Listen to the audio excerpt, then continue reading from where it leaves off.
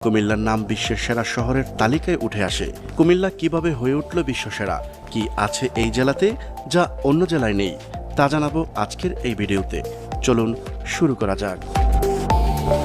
গত মঙ্গলবার Oxford economics ১৬৩টি দেশের ১,০০০ শহরের তালিকা প্রকাশ করেছে। এতে শহরগুলোর মূল্যায়ন করা হয়েছে কয়েকটি ক্যাটাগরিতে। সেগুলো হলো অর্থনীতি, মাথাপিছু জিডিপি, কর্মসংস্থান প্রবৃদ্ধি, শাসন পদ্ধতি, জীবনযাত্রার মান, পরিবেশ ও মানব সম্পদ।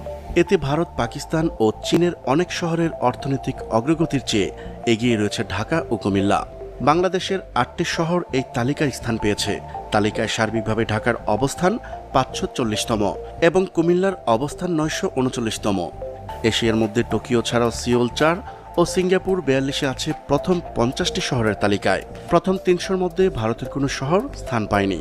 দেশটির রাজধানী দিল্লির অবস্থান ৩৫০তম।